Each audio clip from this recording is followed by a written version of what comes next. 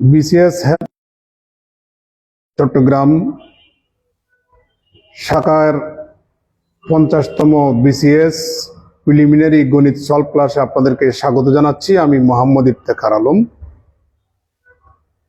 প্রিয় শিক্ষার্থী, আপনারা অনেকেই জানেন আজকে 50তম বিসিএস প্রিলিমিনারি অনুষ্ঠিত হলো। আপনাদের সুবিধার জন্য আমরা ম্যাথমেটিক্স প্রিলিমিনারি সলভ করে দিচ্ছি। এরপরে ধারাবাহিকভাবে অন্যান্য সাবজেক্টগুলোও সংশ্লিষ্ট স্যারেরা সলভ করে দিবেন।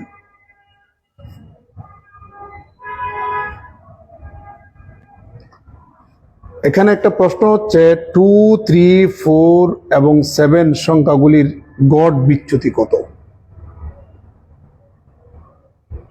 এটা অবশ্য পরিসংখ্যান থেকে আসছে।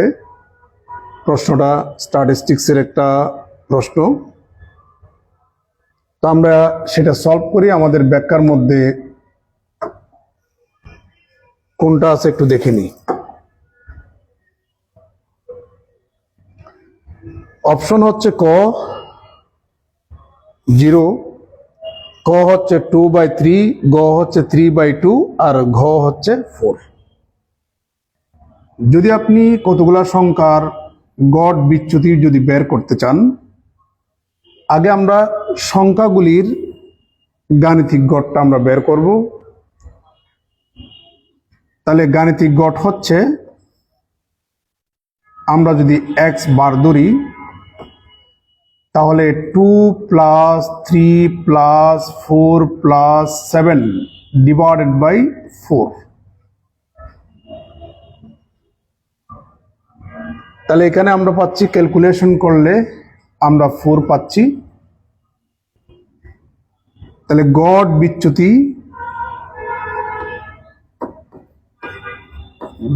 বিচ্যুতি সমান হচ্ছে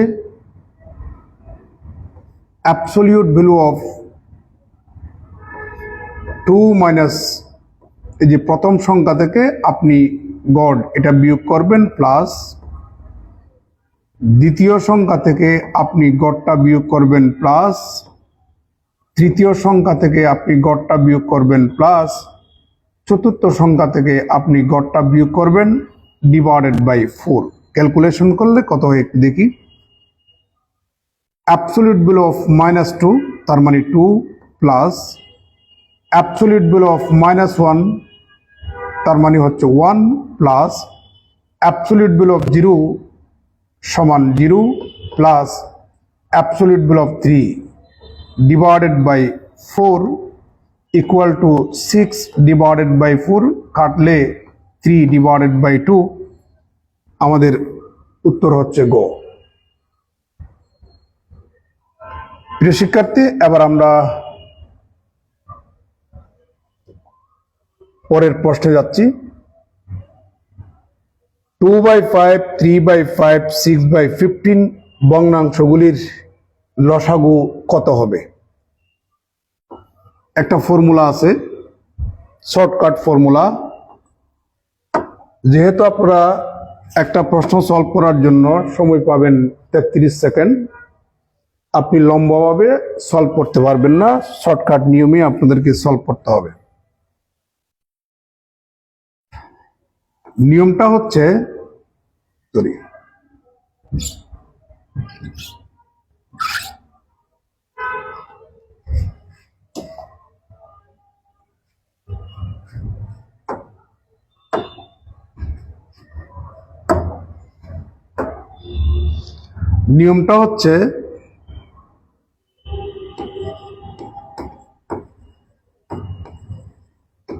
ভগ্নাংশগুলোর লসাগু সমান হচ্ছে লবগুলোর লসাগু ডিভাইডেড বাই হরগুলোর গসাগু ইকুয়াল টু, লব হচ্ছে আমাদের 236 এর লসাগু হচ্ছে 6, আর হর 15 এর গসাগু হচ্ছে আমাদের 5।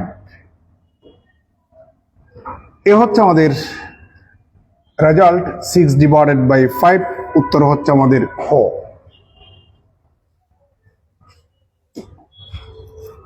এবার এর পরবর্তী প্রশ্ন, একটি ত্রিভুজের তিনটা কোণের পরিমাণ x, x/2, 3x/2। ক্ষুদ্রতম কোণের মান রেডিয়ানে কত হবে? প্রিয় শিক্ষার্থী,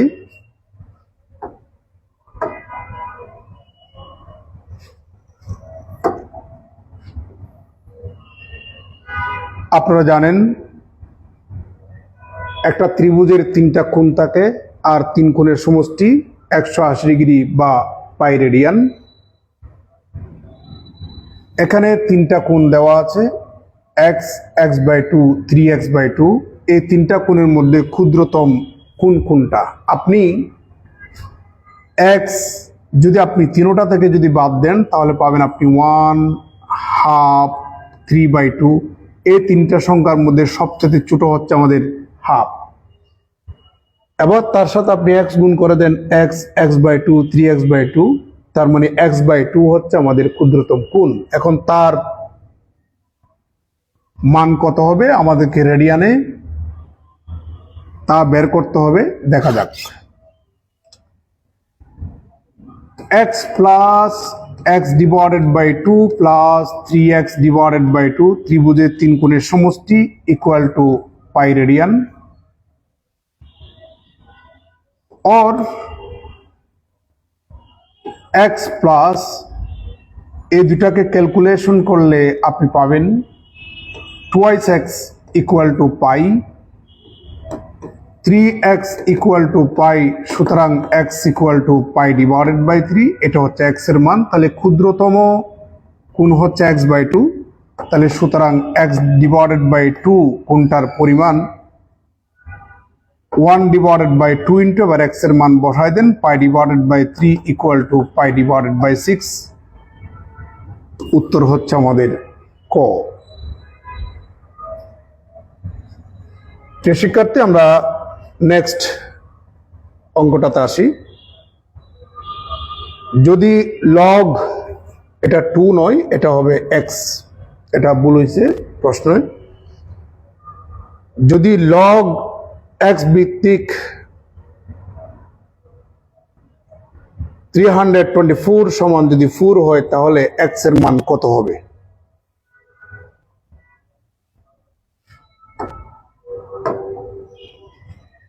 প্রতি বছর লগ থেকে প্রশ্ন আসে, আপনারা সবাই জানেন।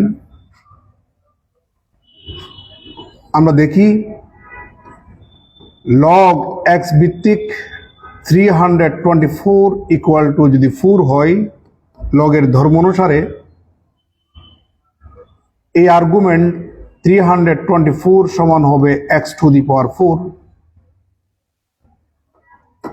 और x⁴ ইকুয়াল টু 324 কে আমরা 18 স্কোয়ার লিখতে পারি।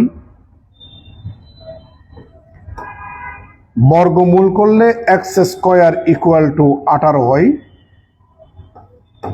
और x² ইকুয়াল টু 18 কে আমরা 3√2 হোল স্কোয়ার লিখতে পারি। আবার বর্গমূল করেন তাহলে x ইকুয়াল টু 3√2 হবে। উত্তর হচ্ছে আমাদের ঘ।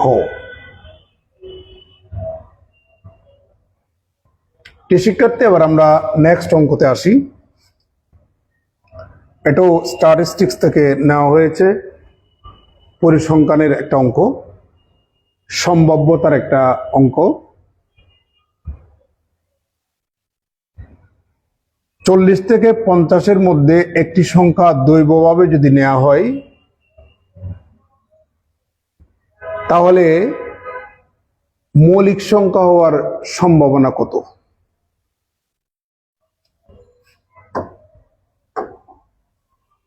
আপনারা জানেন 40 এবং 50-এর মধ্যে মোট সংখ্যা হচ্ছে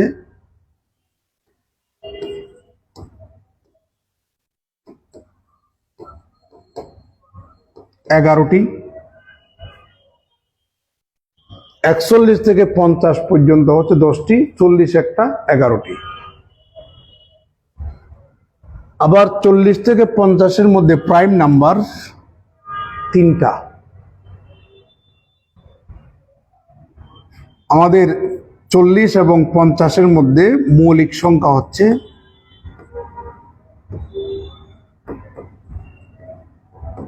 3টা।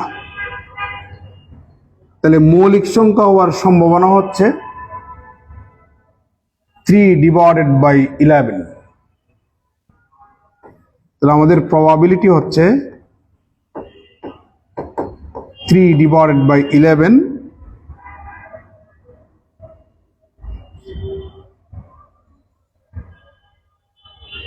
এখানে আমাদের এখানে যিনি টাইপ করছেন প্রশ্ন, উনি টাইপ করতে দুইটা ভুল দেখা গেছে। একটা লগের ক্ষেত্রে ভিত্তি এক্সটাকে 2 দিয়ে বসা আছে, এটা উনি তার ম্যাথমেটিক্স বুঝেন না। আর এখানে উত্তর হবে 3/11। বুঝতে পারছেন? দেখি এরপরে প্রশ্নটা একটু দেখি।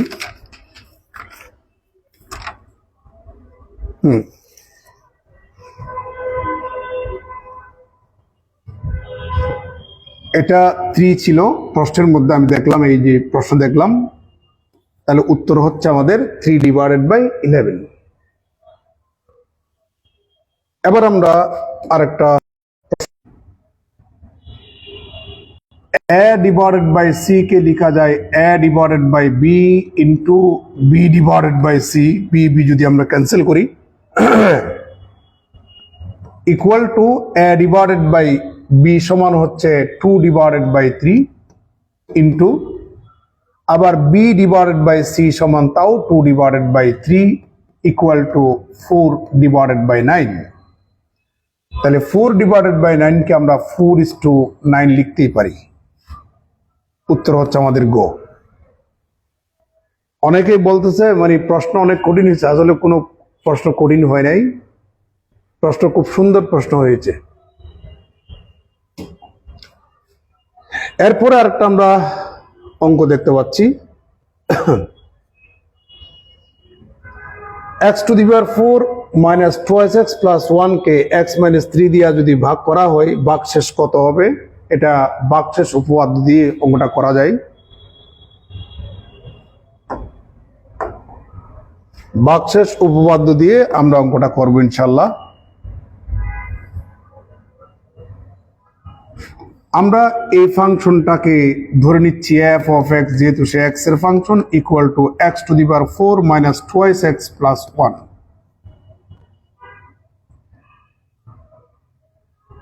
x মাইনাস 3 দিয়া যদি আপনি এই ফাংশনটাকে যদি ভাগ করেন তাহলে আমাদের ভাগশেষ হবে f of 3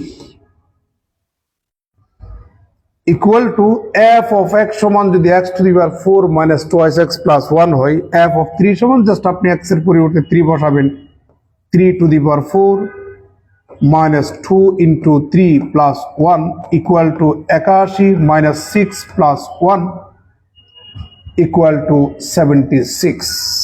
উত্তর হচ্ছে ঘ।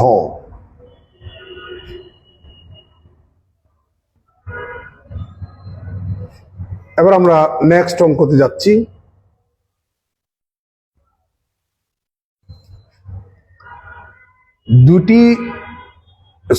সমান দৈর্ঘ্যের দুটি দড়ির একটি দিয়া আয়তক্ষেত্রাকার বেষ্টনী তৈরি করা হয়, অপরটি দিয়ে বর্গক্ষেত্রাকার বেষ্টনী তৈরি করা হয়। নিচের কোন কথাটা সত্য? আয়তক্ষেত্রের ক্ষেত্রফল বর্গক্ষেত্রের ক্ষেত্রফলের চেয়ে বেশি। অপশন খ, বর্গক্ষেত্রের ক্ষেত্রফল আয়তক্ষেত্রের চেয়ে বেশি। গ, উভয়ের ক্ষেত্রফল কি সমান। ঘ, কোনটির ক্ষেত্রফল বেশি বা উভয়ের ক্ষেত্রফল সমান কিনা তা বর্ণিত তথ্য থেকে নির্ণয় করা সম্ভব নয়।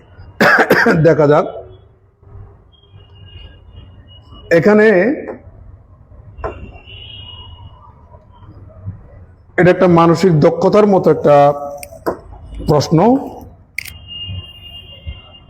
এখানে কোনো তথ্যপাত্য দেয় নাই, কোনো সংখ্যা দেয় নাই, এগুলা নিচ থেকে ধরে নিতে হবে, ভেরিফাই করা লাগবে, যাচাই করা লাগবে। দুইটা দড়ি, প্রথম দড়ির দৈর্ঘ্য ধরলাম 20 মিটার, আমাদের দ্বিতীয় নম্বর দড়ির দৈর্ঘ্য কিন্তু 20 মিটার। এখানে কিন্তু আমাদের দুটি দড়ির কথা বলছে এবং দৈর্ঘ্য সমান বলেছে। প্রথম দড়ি দিয়া একটি আয়তক্ষেত্রের বেষ্টনী আমরা তৈরি করব, আর দ্বিতীয় দড়ি দিয়া একটা বর্গক্ষেত্রাকার বেষ্টনী আমরা তৈরি করব। প্রথম দড়ি 20 মিটার দড়ি দিয়া আমরা একটা আয়তক্ষেত্রের তার একটা এরকম একটা বেষ্টনী তৈরি করব। দ্বিতীয় দড়ি দিয়া আমরা একটা এরকম বর্গক্ষেত্র বেষ্টনী তৈরি করব। প্রশ্ন হচ্ছে এই দুইটার ক্ষেত্রফল বের করে তারপর আমরা সিদ্ধান্ত নেব এখানে চারটা অপশনের মধ্যে কোনটা। আপনারা জানেন বর্গক্ষেত্রের চারটা বাহু সমান, তাহলে বর্গক্ষেত্রের চারটা বাহু যদি সমান হয়ে থাকে, এই 20 মিটার রশি দিয়া বা দড়ি দিয়া আমরা বর্গক্ষেত্র তৈরি করলাম। আর বর্গক্ষেত্রের বাহু যেহেতু সমান, তাহলে আমরা 20কে যদি 4 দিয়া যদি আমরা ভাগ করি, তাহলে প্রত্যেকটা বাহুর দৈর্ঘ্য আমরা পেয়ে যাব। তাহলে দেখুন বর্গক্ষেত্রের বাহুর দৈর্ঘ্য 20কে যদি আমরা 4 দিয়া ভাগ করি, আপনি 5 মিটার পাবেন। অতএব বর্গক্ষেত্রের ক্ষেত্রফল হচ্ছে আমাদের বাহু square equal to 5 square equal to 25 বর্গ মিটার।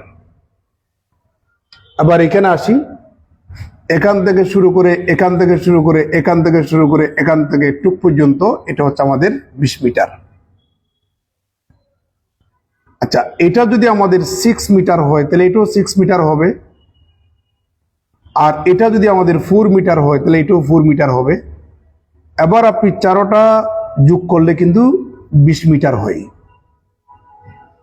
তাহলে আপনি দৈর্ঘ্যকে যদি এ দ্বারা ডিনোট করেন, প্রস্থকে যদি আপনি বি দ্বারা ডিনোট করেন, আয়তক্ষেত্রের ক্ষেত্রফল হচ্ছে আমাদের দৈর্ঘ্য গুণ প্রস্থ, তাহলে 4 × 6 = 24 বর্গ মিটার। এবার আপনি বলুন আয়তক্ষেত্রের ক্ষেত্রফল বড় নাকি বর্গক্ষেত্রের ক্ষেত্রফল বড়? আমরা দেখতে পাচ্ছি বর্গক্ষেত্রের ক্ষেত্রফল বড়। তাহলে আয়তক্ষেত্রের ক্ষেত্রফল বর্গক্ষেত্রের চেয়ে বেশি নাকি বর্গক্ষেত্রের ক্ষেত্রফল আয়তক্ষেত্রের চাইতে বেশি? তাহলে বর্গক্ষেত্রের ক্ষেত্রফল আয়তক্ষেত্রের চাইতে বেশি। উত্তর হচ্ছে আমাদের খ। এবার একটু এখানে আসি, প্রিয় শিক্ষার্থী, আমি এই অঙ্কটা দুটা পদ্ধতিতে দেখাবো। যারা ম্যাথমেটিক্সের অনার্স মাস্টার্স করেননি, তার মানে আর্টস কমার্স নিয়ে পড়াশোনা করছেন, তাদের জন্য একটা পদ্ধতি দেখাবো। আর যারা ম্যাথমেটিক্সের অনার্স করছেন, মাস্টার্স করছেন, তাদের জন্য একটা পদ্ধতি দেখাবো। প্রথমে আমরা সাধারণ পদ্ধতিটা দেখাই।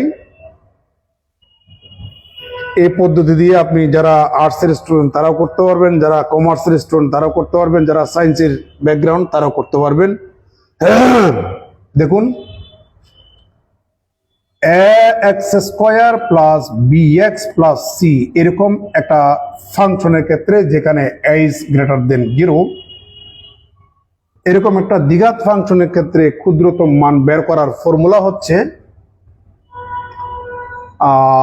4ac - b² / 4b। 4b নাকি 4a? সম্ভবত 4a হবে, 4a হবে। 4a আমার সূত্র যতটুকু মনে পড়তেছে আর কি। এবার আমরা একটু মানগুলা বসাই। আপনি এটার সাথে যদি এটাকে তুলনা করেন, a সমান হচ্ছে 2, b সমান 3, c সমান 1, মানগুলো বসান, তাহলে 4 ইন্টু a সমান হচ্ছে 2, c সমান 1, b সমান হচ্ছে 3, তাহলে 3 square divided by 4 into a সমান 2 ইকুয়াল টু 8 থেকে 9 চলে গেলে -1 হয়, ডিভাইডেড বাই কত 8। তার মানে উত্তর হচ্ছে আমাদের খ। এটা হচ্ছে শর্টকাট টেকনিক, এগুলো একটু মনে রাখবেন। এটা সায়েন্স, কমার্স, আর্টস ব্যাকগ্রাউন্ডের সবাই পারবেন। আর যারা ম্যাথমেটিক্সের অনার্স করছেন তাদের জন্য আরেকটা পদ্ধতি দেখাচ্ছি, এই পাশেই দেখাই।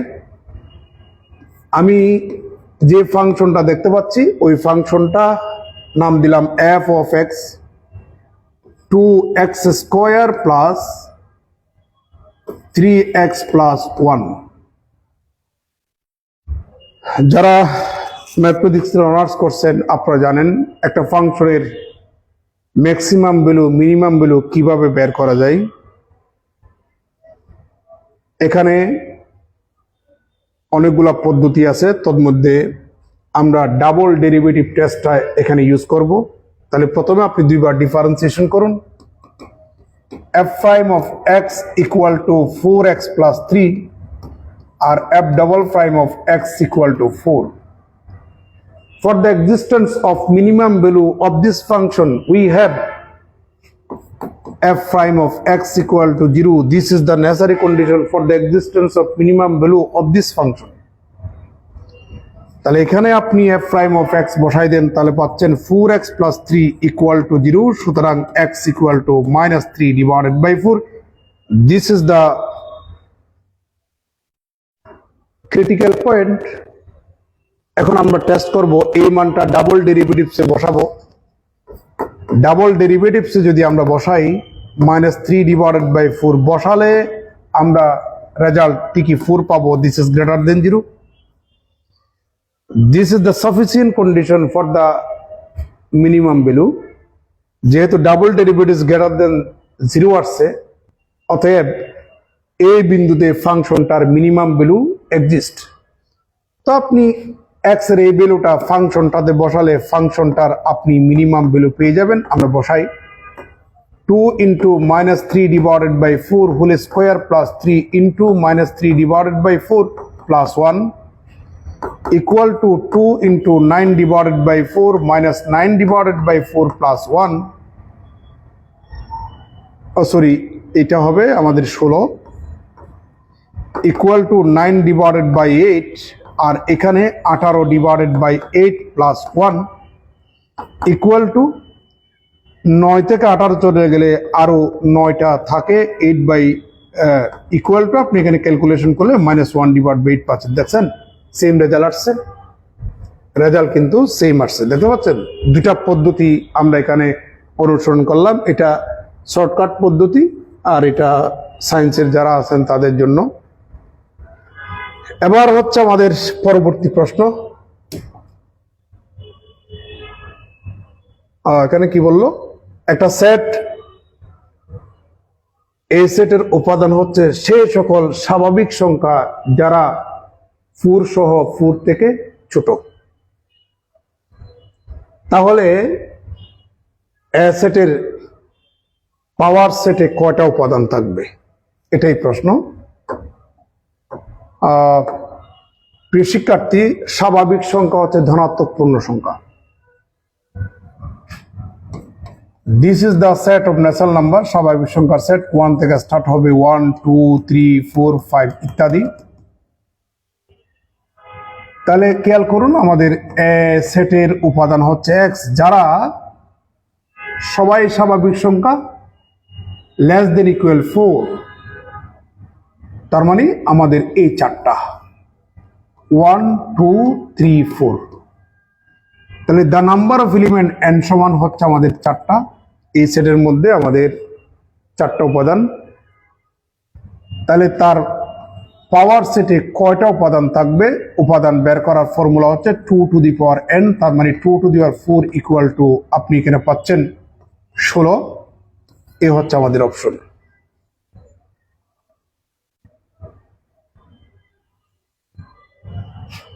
প্রিয় শিক্ষার্থী, এবার আমরা পরবর্তী অঙ্কতে যাচ্ছি। বলা হচ্ছে একটি সমবাহু ত্রিভুজের বাহুর দৈর্ঘ্য 8 মিটার হলে এর ক্ষেত্রফল কত। আপনারা অনেকে জানেন সমবাহু ত্রিভুজের ক্ষেত্রফল বের করার একটা ফর্মুলা আছে, সেটা হচ্ছে √3/4 ইন্টু বাহু স্কয়ার। দেখা যাক, এই ফর্মুলাগুলো আপনাদেরকে মুখস্থ রাখতেই হবে। আপনি বিসিএস এ টিকেন না টিকেন, এগুলো লাগবে। তাহলে বাহুকে যদি আমরা এ দ্বারা ডিনোট করি তাহলে 8 মিটার। অতএব আমাদের এরিয়া বা ক্ষেত্রফল বের করার ফর্মুলা হচ্ছে √3/4 into A square equal to √3/4 into 8 square equal to √3/4 into 1864 equal to √3 4/16 equal to 16 √3। আমাদের উত্তর হচ্ছে গ। তো এই ফর্মুলা ভাই আপনাদের মুখস্থ রাখতে হবে। আমরা নেক্সট অঙ্কতে যাচ্ছি।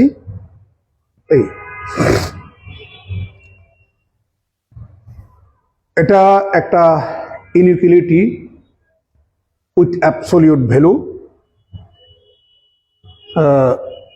এখান থেকে এক্স এর সেই সকল মান বের করুন যারা এই ইনইকুয়ালিটিকে স্যাটিসফাই করে। এক্স এর সেই সকল মানই হচ্ছে আমাদের এই ইনইকুয়ালিটির সমাধান। এখানে অনেক ব্যাখ্যা আছে, যেমন দেখতে পাচ্ছেন এগুলা কিন্তু ইন্টারভেল। আবার দেখুন এটা কিন্তু ইন্টারভেল না, সরি, এটা কিন্তু ইন্টারভেল না। প্রশ্ন করতে পারেন কেন? ইন্টারভেল হওয়ার শর্ত হচ্ছে প্রথম উপাদান ছোট হবে, দ্বিতীয় উপাদান বড় হবে। তাহলে উত্তর এই তিনটা থেকে যে কোনো একটা হবে। আমরা একটু গ্রামার শিখাই। Absolute value of x is less than a. This can be written as minus a is less than x is less than a. তাহলে এই কনসেপ্ট থেকে আমরা এটার যদি মনে মনে x ধরি, এটার যদি a ধরি, তাহলে এটাকে এখন লেখা যায় -2 is less than 3x minus 1 is less than 2। আমরা তিন পক্ষেই 1 যোগ করব। 1 যোগ করলে এখানে -1 পাচ্ছি, less than 3x is less than 3। আমরা তিন পক্ষেই 1 যোগ করলাম। আমাদের তো সমাধান করতে বলেছে, x এর মান বের করতে বলেছে। এই জন্য তিন পক্ষকে আপনি x এর সহগ 3 দিয়ে ভাগ দেন, তাহলে -1/3 is less than x is less than 1। তার মানে x এর মান -1/3 থেকে বড়, 1 থেকে ছোট। তার মানে x belongs to -1/3 থেকে বড়, 1 থেকে ছোট। এ হচ্ছে আমাদের সমাধান সেট। উত্তর হচ্ছে আমাদের গ। প্রিয় শিক্ষার্থী, এটা হচ্ছে ফিজিক্সের একটা অঙ্ক। আমি ফিজিক্সের অঙ্ক করাবো না, যেহেতু ফিজিক্সের এখানে আলাদা টিচার আছেন, এই যে বিজ্ঞানের টিচার আছেন, ওনারা এটা সলভ করে দিবেন। আচ্ছা, মুনাফার হার কত হলে কিছু পরিমাণ টাকা চক্রবৃদ্ধি হারে 10 বছরে দ্বিগুণ হবে? আচ্ছা, আমরা মুনাফাকে যদি আমরা 100 টাকা ধরি, 10 বছরে আমাদের ক্যাপিটাল হয় তার দ্বিগুণ, তার মানে 200 দ্বিগুণ হবে বলছে। আমাদের ইয়ার হচ্ছে 10।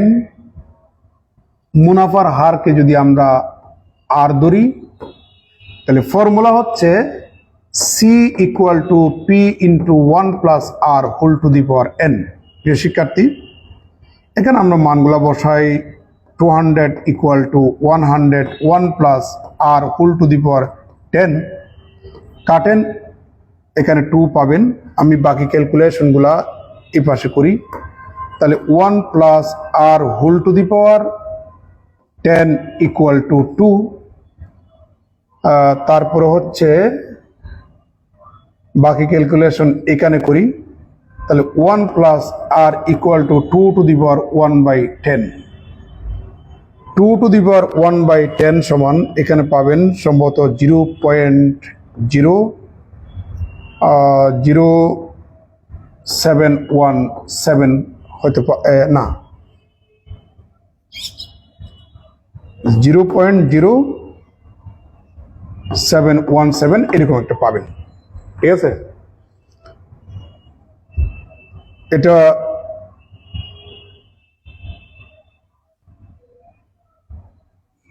জিরো হবে না, এটা 1 হবে। এগুলা ক্যালকুলেটর দিয়ে করা লাগবে, 1 × 80। ঠিক আছে, তাহলে সুতরাং আর সমান, তাহলে 1 যদি ওই পাশে বিয়োগ হয় তাহলে 0.0717, সাথে কিন্তু আপনার 100% কিন্তু গুণ করা লাগবে, তাহলে আপনার উত্তর হবে 7.17%। এই তারপরে আমরা পরবর্তী প্রশ্নের মধ্যে আসি। এখানে বললো একটি কঠিন ঘনক। কঠিন ঘনক মানে হচ্ছে, ঘনক কাকে বলে? ঘনবস্তু আর ঘনকের মধ্যে তফাৎ আছে। সকল ঘনক ঘনবস্তু, সকল ঘনবস্তু ঘনক না। ঘনক হচ্ছে একটা চতুর্ভুজ আকৃতির ঘনবস্তু যার দৈর্ঘ্য প্রস্থ উচ্চতা সমান। আমরা উদাহরণস্বরূপ বলতে পারি লুডোকেরার যে গুটিটা আছে এটা হচ্ছে একটা সলিড কিউব, মানে কঠিন একটা ঘনক পানির মধ্যে ফেলে দেওয়া হলো, অর্ধেক পানির উপরে অর্ধেক পানির নিচে। তো আপনি যদি ঘনকটিকে যদি পানির মধ্যে 2 সেন্টিমিটার গভীরে যদি আরো ঠেলে দেন, তারপর সেটিকে যদি আবার ছেড়ে দেন, তাহলে ঘটনা কি ঘটবে? এটা ম্যাথমেটিক্সের কোনো প্রশ্ন না, এটা হচ্ছে আপনার মানসিক দক্ষতার একটা প্রশ্ন। মানসিক দক্ষতার জন্য এই বিসিএস হেল্পলাইনে আলাদা টিচার আছে। এরপরেও যেহেতু যিনি টাইপ করছেন উনি তো খেয়াল করেন নাই, উনি মনে করছে এখানে সংখ্যা দেখছে ম্যাথের প্রশ্ন, এরপরেও আমি সলভ করে দিচ্ছি। একটা উদাহরণ দিই, এখানে অপশনগুলো পরে বলছি, উদাহরণ দিই। উদাহরণ হচ্ছে, ধরুন আপনি একটা ফুটবল পানির উপরে দিলেন, কিছু অংশ পানির নিচে, কিছু অংশ পানির উপরে। আপনি যদি ডুবাই দেন, ছেড়ে দেন, আবার আগের অবস্থানে না? ঠিক এইভাবেই এখানে ফিজিক্সের কিছু বিষয় আছে, ফিজিক্সেরও কিছু বিষয় আছে। তাহলে এখানে ঘনকটি আবার অর্ধেক ডুবে থাকা অর্ধেক ভেসে থাকা অবস্থায় ফিরে আসবে। উত্তর হবে এখানে আমাদের গ। এবার আমরা পরবর্তী প্রশ্নের মধ্যে আসি।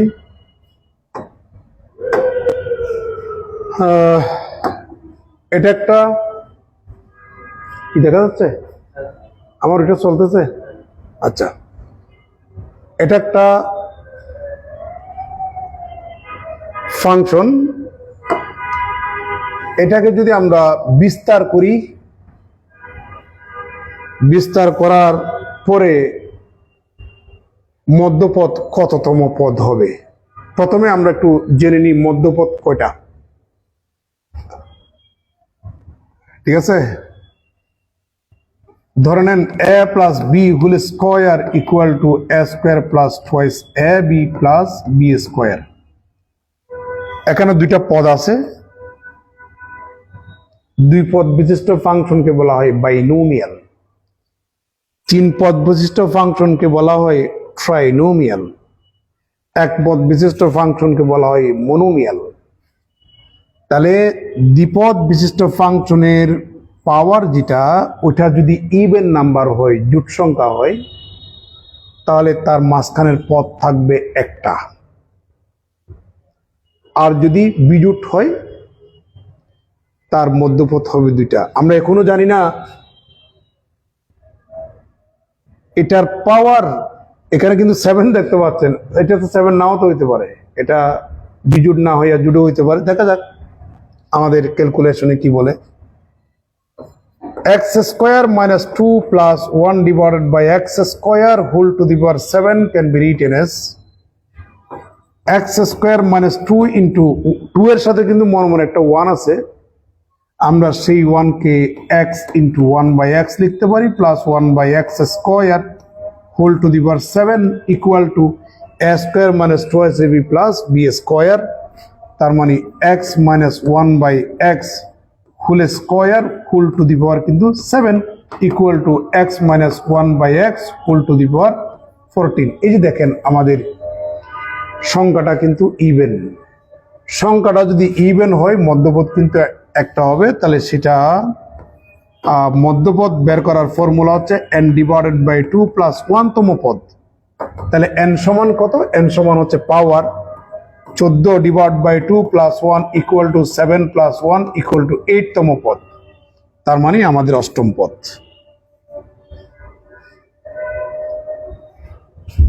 এবার আমরা পরবর্তী প্রশ্নের মধ্যে আসি। এটাকে সমাধান করলে সমাধান সেট কত হবে, তার মানে এক্স এর মানগুলাকে নিয়ে সেটটা কিরকম হবে। এটা ছোট বাচ্চাদের একটা প্রশ্ন করছে, কে করছে আমি জানি না, প্রশ্নটা বিসিএস এর, এরকম সস্তা প্রশ্ন করলে তো বিসিএস এর 13টা বাজবে। যাই হোক, আমরা একটু ক্যালকুলেশন করি। এটা একটা ইকুয়েশন, দ্বিঘাত সমীকরণ। দ্বিঘাত সমীকরণ ইংরেজিতে বলা হয় quadratic equation. Quadratic equation has to roots. দ্বিঘাত সমীকরণের দুইটা মূল থাকবে, সেই দুইটা মূল এটা পি প্লাস কিউ না, এটা পি কমা কিউ হবে। আপনি বেশ কয়েকটা ভুল করছেন। তাহলে আমরা X square minus P X minus Q X plus P Q equal to 0।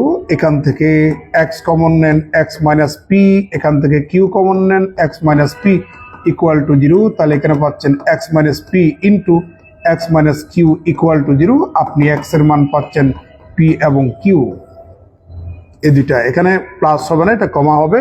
আসলে আমাদের যিনি কম্পিউটারে কাজ করেন উনি খেয়াল করেন নেই, এটা এখানে কমা হবে, বুঝতে পারছেন?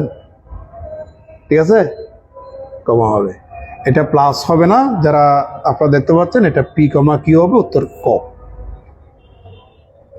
তারপর এখানে আরেকটা চমৎকার একটা প্রশ্ন আসছে। এটা ইন্টারমিডিয়েট লেভেলের গণিত বই থেকে দিয়েছে। এটা একটা সরল রেখার সমীকরণ। এটা একটা সরল রেখার সমীকরণ। সরল রেখার সমীকরণ হচ্ছে 2 ডাইমেনশনাল জিওমেট্রিতে, দ্বিঘাত দ্বিমাত্রিক জ্যামিতিতে সরল রেখার সমীকরণ সবসময় একঘাতি হবে। তাহলে এটাও একঘাতি সমীকরণ, এটাও একঘাতি সমীকরণ। এই দুইটা সরল রেখা সমান্তরাল হওয়ার ক্ষেত্রে কে এর মান, এই যে কে এর মানটা কত হলেই সরল রেখা দুইটা সমান্তরাল হবে। একটা গ্রামার শিখাচ্ছি আপনাদেরকে, একটা গ্রামার শিখাচ্ছি। গ্রামারটা হচ্ছে, ধরে নেন a1x plus b1y plus c1 equal to 0। এটা একটা সরল রেখা। a2x plus b2y plus c2 equal to 0। এটা একটা সরল রেখা। এই দুইটা সরল রেখা সমান্তরাল হওয়ার শর্ত হচ্ছে a1 divided by a2 equal to b1 divide by b2। আমরা এই গ্রামার থেকে ইনশাল্লাহ কে এর মান বের করব। আপনি এই দুইটার সাথে এই দুইটাকে যদি তুলনা করেন, যেমন এটার সাথে আপনি এটাকে তুলনা করলে এক্স এর সহগ a1 সমান হচ্ছে 5, তাহলে 5 ডিভাইডেড বাই a2। এটার সাথে যদি আপনি এটা তুলনা করেন, এক্স এর সহগ a2 সমান 2 ইকুয়াল টু b1 সমান 4, আর এখানে b2 সমান হচ্ছে y এর সহগ k। এবার আপনি এটাকে ওই পাশে নিয়ে আসেন, 5টাকে এই পাশে নিয়ে আসেন, 2টাকে ওই পাশে নিয়ে আসেন, 8 ডিভাইড বাই 5 হবে। এখানে 8 ডিভাইড বাই 5, তার মানে উত্তর হচ্ছে আমাদের খ। প্রিয় শিক্ষার্থী, এবার আমরা নেক্সট অঙ্কতে আসি। যদি এক্স এর মান 0 এবং 1 এর মাঝখানে হয়, তাহলে এক্স এর মান বড় হবে, 2x এর মান বড় হবে, নাকি এক্স স্কয়ার বড় হবে, নাকি এক্স প্লাস 1 বড় হবে। এটা আপনাদের সহজ একটা উপায় বলে দিই। আপনি 0 এবং 1 এর ভিতর থেকে একটা এক্স এর মান ধরেন, তাহলে এক্স সমান আমরা 0.5 ধরলাম। দিস বিলংস টু 0 এবং 1 এর ভিতরে অবস্থান করছে। এবার আমরা একটু ভেরিফাই করে দেখি। এক্স এর মান 0.5, এবার এটা হচ্ছে ক অপশন, আর ক হচ্ছে 2x। তাহলে 2 ইন্টু 0.5 ইকুয়াল টু কত? 1.0। আর গ হচ্ছে আমাদের এক্স স্কোয়ার, তার মানে 0.5 হোল স্কোয়ার ইকুয়াল টু 0.25। আর গ হচ্ছে আমাদের x plus 1 equal two 0.5 plus 1 equal two 1.5। দেখুন, এই চারটা সংখ্যার মধ্যে সবচেয়ে বড় সংখ্যা কোনটা? আমাদের 1.5। গ, এই হচ্ছে আমাদের উত্তর। এরপর আমরা তো মোটামুটি কাছাকাছি চলে আসছি। এটা একটা ধারা, এখানেও আপনি অশুদ্ধ করছেন, এখানে ডট ডট হবে, বুঝতে পারছেন? একটু ঠিকঠাক করে নিন।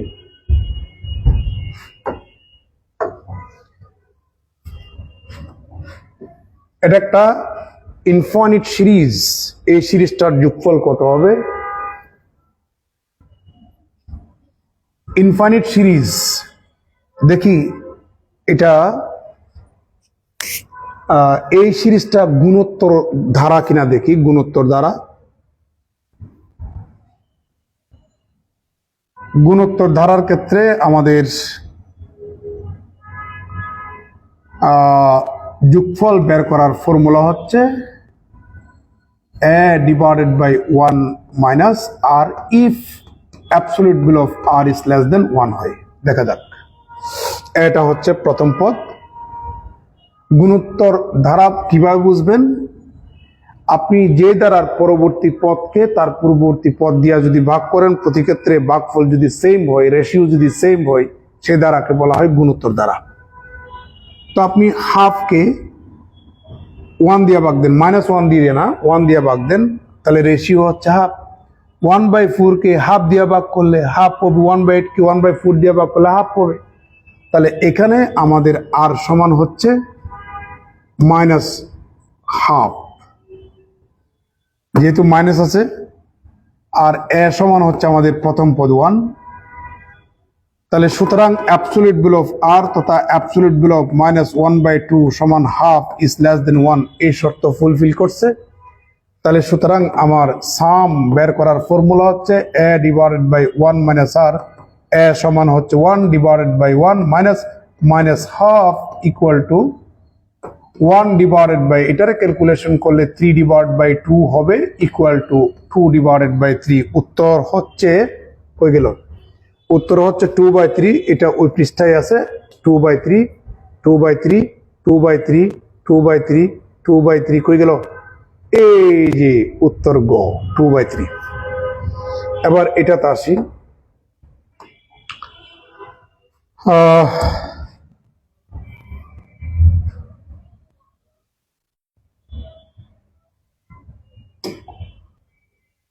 এটাতে আসি।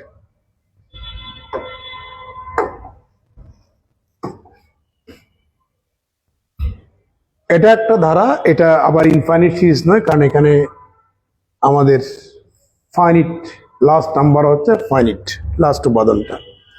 এখানে আপনি অশুদ্ধ করছেন, এখানে 3/64 আগে কিন্তু প্লাস সাইন বসবে ডট ডটের পরে। প্রিয় শিক্ষার্থী, এটাও একটা গুণোত্তর ধারা।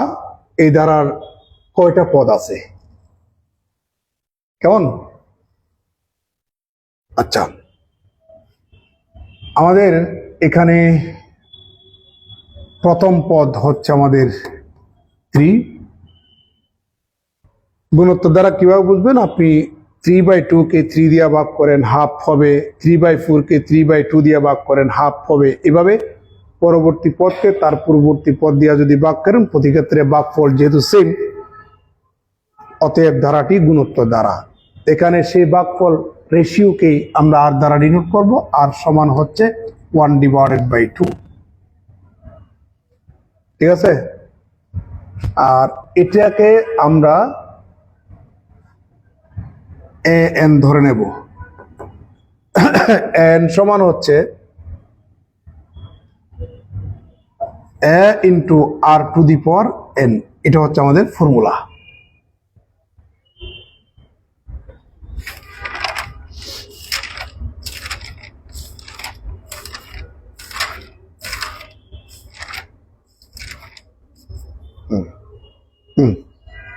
a into r two the power n-1, এ হচ্ছে আমাদের ফর্মুলা। মানগুলা বসিয়ে দেন, এখানে আমরা মানগুলা বসাই।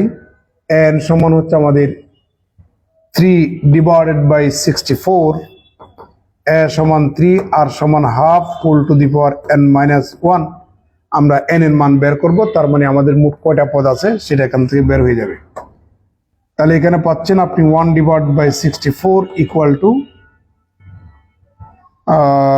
1 divided by 2 whole to the power n-1, কারণ উভয় পক্ষ থেকে 3 3 বাদ, বাকি কাজ আমি এখানে লিখতে চাই।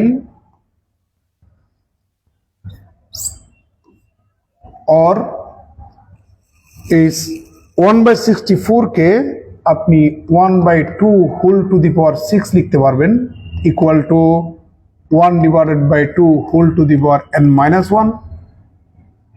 এখানে হাফ হাফ যদি বাদ দিই সূচকের কনসেপ্ট থেকে, তাহলে নিঃসন্দেহে পাওয়ারগুলা সমান হবে n-1। তাহলে সুতরাং n ইকুয়াল টু 7। তার মানে আমাদের মোট পদের সংখ্যা হচ্ছে 7। উত্তর হচ্ছে আমাদের গ। বুঝতে পারছেন? এবার আমরা নেক্সট অঙ্কটাতে যাই। x plus 1/x equal to যদি 0 হয়, √x প্লাস 1/√x সমান কত হবে? উত্তর যতটুক মনে হচ্ছে 2ই হবে। দেখা যাক, আমরা এর মানটা বের করব। √x plus 1/√x whole square সমান আমরা √x whole square plus 2 into √x into 1/√x plus 1/√x whole square লিখা যায়। ভাই এই পাশ দেখা যাচ্ছে? আচ্ছা, অসুবিধা নাই, যারা দেখতেছে বুঝবে।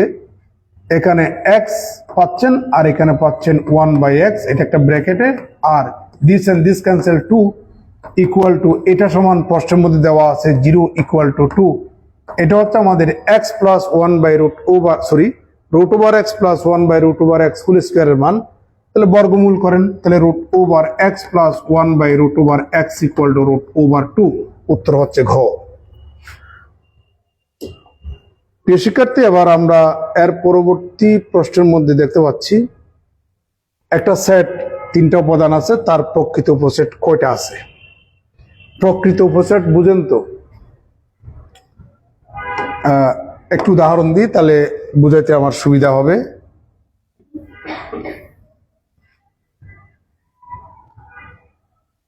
বোঝাতে সুবিধা হবে। 2 দিয়ে একটা সেট গঠন করুন, এটা একটা এই সেটের উপসেট। 3 দিয়ে একটা করুন, 4 দিয়ে একটা করুন, আবার 2টা দিয়ে করেন, 2 এবং 3 দিয়ে একটা করুন, আবার 2 এবং 4 দিয়ে করুন, আবার 3 এবং 4 দিয়ে করুন। 5 একটা আছে, ফাঁকা সেট, সকল সেটের উপসেট। আবার হচ্ছে আমাদের এই 3টা দিয়ে আরেকটা সেট গঠন করুন, 2, 3, 4। বুঝতে পারছেন? এটাও কিন্তু এই সেটের উপসেট, বাট এটার এটা সেম, তাহলে এটা প্রকৃত হবে না। তাহলে প্রকৃত কয়টা? 1, 2, 3, 4, 5, 6, 7টা। তো এইভাবে তো আপনি হিসাব করতে পারবেন, এটা বোঝানোর জন্য। তাহলে কিভাবে? এখানে আমাদের মোট সেটটার উপাদান সংখ্যা 3। তাহলে প্রকৃত উপসেটের সংখ্যা হবে 2 two the power n-1 equal to 2 two the power 3 -1 equal to 8 -1 equal to 7। এ হচ্ছে আমাদের ফর্মুলা। এবার পরবর্তী প্রশ্ন, ঘড়ির ঘন্টার কাঁটা ও মিনিটের কাঁটা একদিনে কতবার মিলিত হয়? একদিনে 24 ঘন্টা। তাহলে একটা ঘড়িতে আমাদের আছে কয়টা? 12 ঘন্টা। তাহলে 12 ঘন্টার মধ্যে ঘন্টার কাঁটা এবং মিনিটের কাঁটা 11 বার মিলিত হয় 12 ঘন্টার মধ্যে। 12টার সাথে 12টা কিন্তু মিল হবে না। তাহলে 12 ঘন্টার মধ্যে ঘন্টার কাঁটা এবং মিনিটের কাঁটা কিন্তু 11 বার মিলিত হয়। তাহলে একদিনে 24 ঘন্টা। তাহলে 24 ঘন্টার মধ্যে 12 ঘন্টার মধ্যে যদি 11 বার মিলিত হয়, তাহলে 24 ঘন্টার মধ্যে তার দ্বিগুণ। তার মানে কত? 22 হবে। 22 হবে। তারপরে এটা ছাড়া কি আছে? আচ্ছা, বেশি নেই। ও, এটা কিন্তু ফিজিক্সের অঙ্ক। ভাই আমি ফিজিক্সে যাচ্ছি না, ফিজিক্সের স্যারেরাই সলভ করে দিবেন। এটাতে আসি, 2টা অঙ্ক আছে, আর সবার একটু মনোযোগ চাই। অনেকেই এই অঙ্কটা করতে গিয়ে বই পাবেন, বই পাওয়ার কোনো কারণ নেই। 0.5 ইন্টু 0.05 ইন্টু 0.005 গুণ করলে গুণফল কি হবে? দেখুন, প্রথমে আমরা এই যে সংখ্যাগুলা যদি গুণ করি,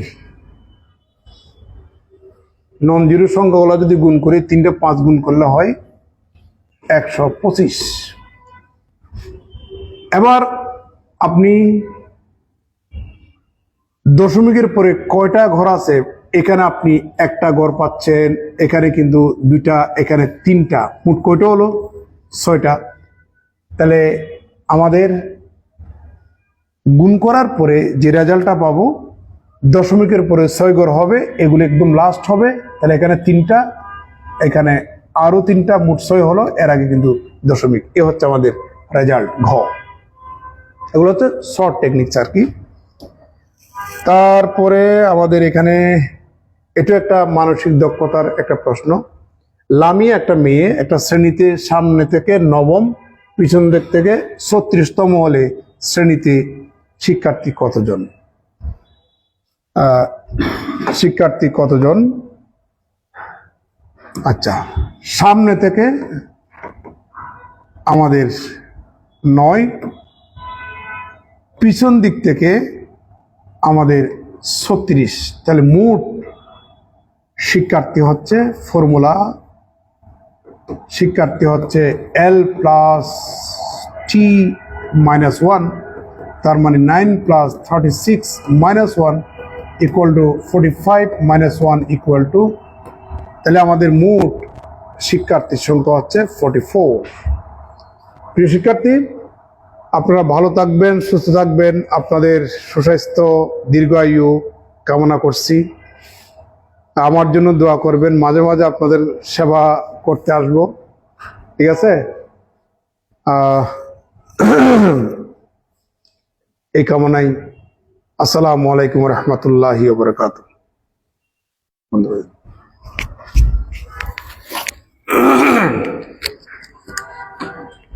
নেক্সট স্যারদেরকে ডেকে নিয়ে আসেন।